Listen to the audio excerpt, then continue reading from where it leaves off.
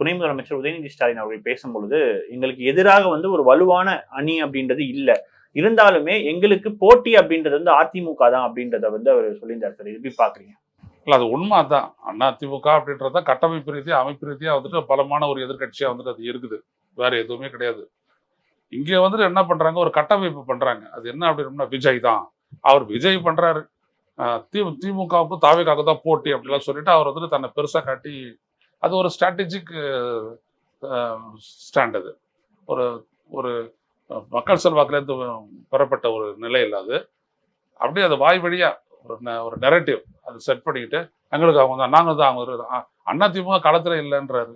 அவர் சொல்றாரு நான் 170 தொகுதி ஃபுல்லா பரப்புரை பண்ணிட்டேன்றாரு. ஒவ்வொரு நாளும் பார்த்துட்டு வரோம். கத்துன்னு கத்துறாரு எடப்பாடி பழனிசாமி. அவர் களத்துல இல்லையா? இவரு போயிட்டாரு. இப்ப கடைசியா ஈரோட்ல போயிட்டு உள்ள போய் படுத்தாரு. படுத்து 10 நாள் ஆகி போச்சா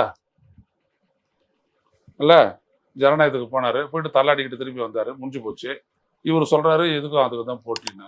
ஆமா சார், கரூர் இன்சிடென்ட்க்கு அப்புறம் விஜய்க்கு கூட்டமே வராதுன்னு சொன்னாங்க. ஆனா ஈரோட்ல பாத்தீங்களா சார்? கூட்டம் வராதெல்லாம் ஒண்ணுமே கிடையாதுங்க. அவருடைய ரசிகர்கள் அவருக்காக வரப்போ ரசிகன்றவன் யாரு? ரசிக்கிட்டே இருக்க போறான், அவ்வளவுதான்.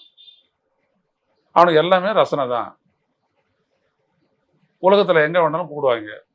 ஆனா அது அரசியல் ஆகுமா? அரசியல் பயனை தருமா? தராது. அவ்வளவுதான்.